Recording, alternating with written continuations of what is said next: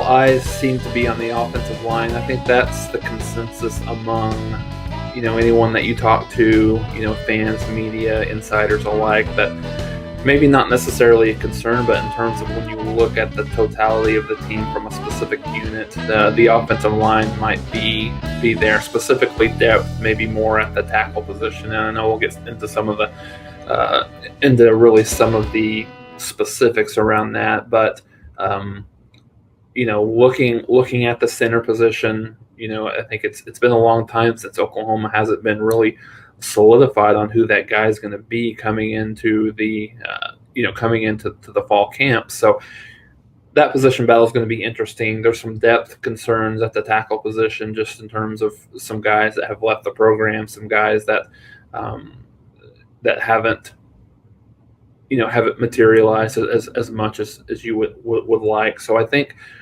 throughout the 3-4 weeks here of camp, I think the big question is, how does that group come together for this team? Running back is another, staying on the offensive side of the ball, running back is another area of concern, specifically from the depth perspective. I think we've talked a little bit about the Marcus Major situation here last week. It's not really been cleared up. Riley didn't talk about it at all yesterday in his comments in terms of the opening part of the press conference. So I think it's, from everything that I've heard, and I think we're lumping in Wanye Morris into that situation from an academic perspective. I think the bigger concern is Marcus Major. From everything that I've heard, Wanye Morris it was a little bit overblown. Don't really expect that to be, a big impact from him.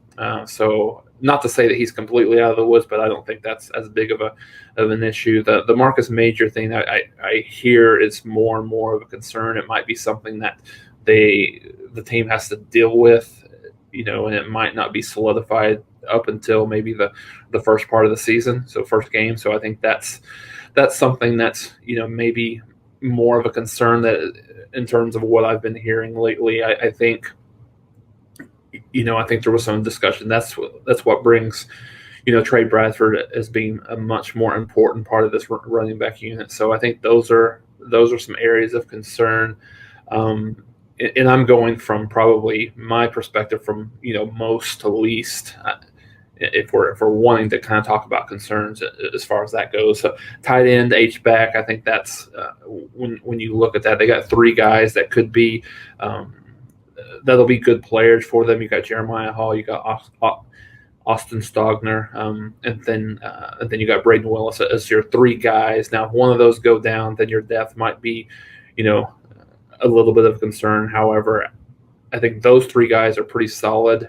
Austin Stogner has come in really healthy. They said that he's back to where he was at the beginning of last year, which is certainly good. And then I think lastly, on the defensive side, it's kind of funny, Mark. We've talked about this a lot, and it seems, from the fans, the media, and just kind of people that I've talked to, there's much less concern on the defensive side of the ball at any position. Depth is better than it's been in 10, 15 years. I think the quality depth is there. Maybe if anything, I would look at the safety position.